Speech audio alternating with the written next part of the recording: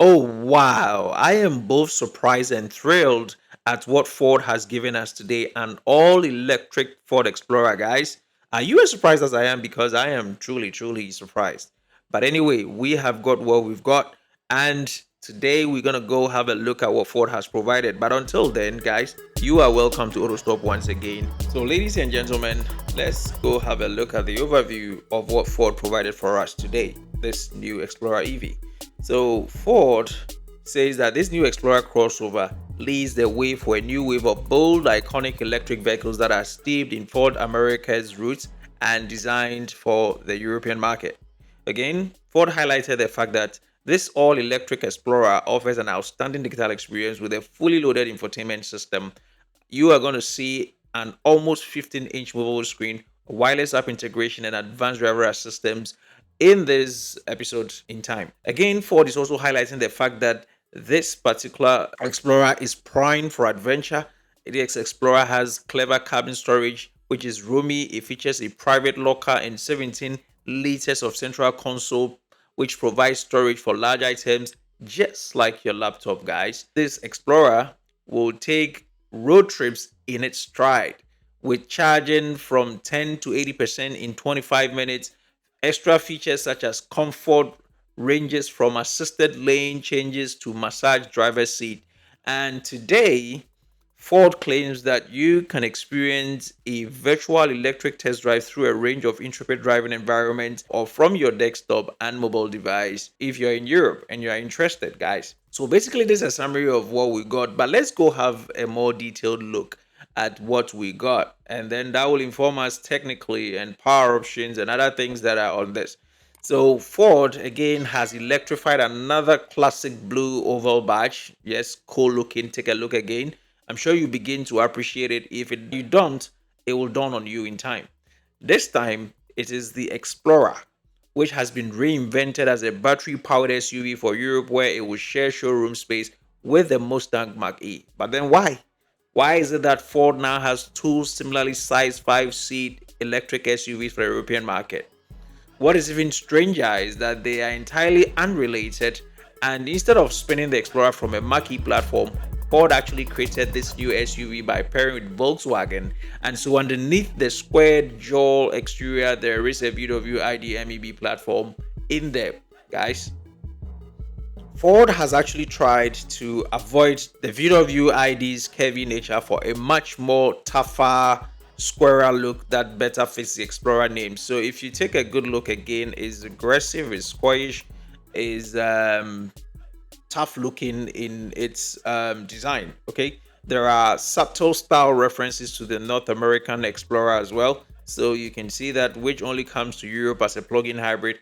And if you look at the C pillar, it has received treatments and real light treatments that makes it look a little more like the American Explorer, guys. So the inkling that we get. But then if you squint a bit, and you might even see echoes of the front end. Though obviously being an EV, the baby Explorer gets a smooth nose with no grille, but tag open the door and climb in behind the wheel, and you notice the Explorer EV appears to owe more to the Mach-E than it does to the internal combustion Explorer or the ID.3.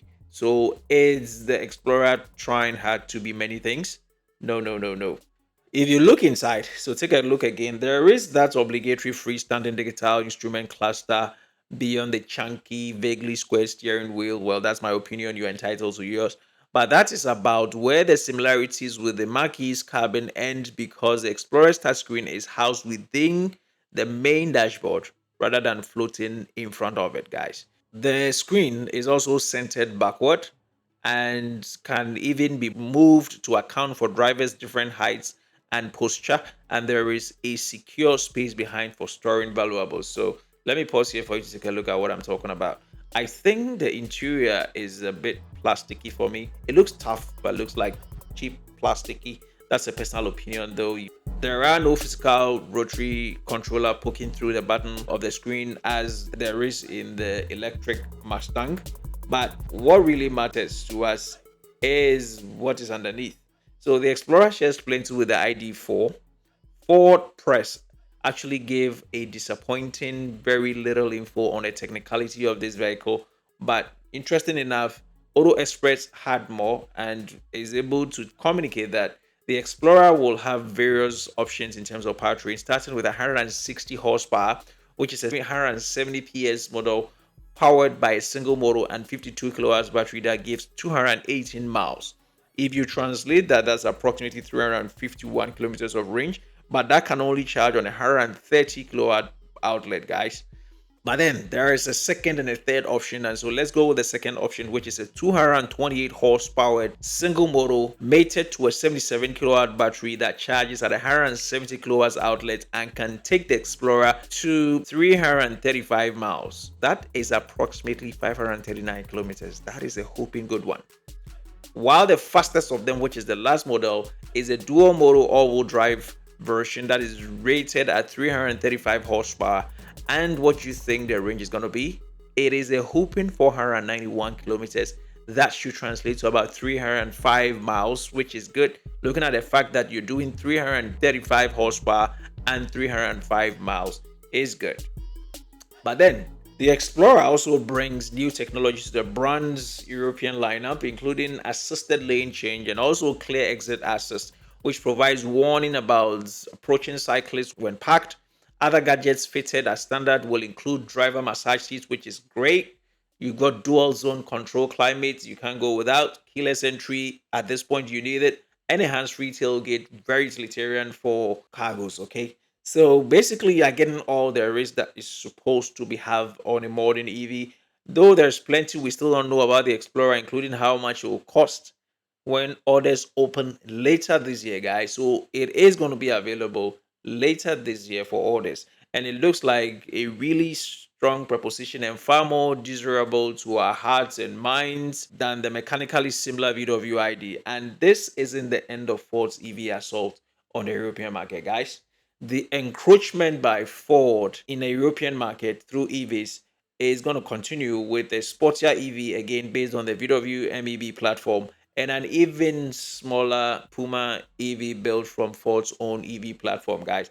So if you're going to be really interested in these updates, kindly subscribe and put your notification bell so that as soon as we do, you'll be the first to be notified. However, if you would be interested in the latest Puma that was unveiled, which is the Puma Power Shift, I have done an extensive video on that using the link on my top left corner. You can have access to that. But for me to wrap this whole thing up, let me put this question out there to you, and I'd like you to put your comments in the comment section. What do you think of the Explorer EV that we just got? And would you take this over an ID4? If you are in North America, do you wish Ford would offer this Explorer in the US market? Leave your comments down below. Would like to hear you. Thank you so much. Have a great day until meet same time again. Bye-bye.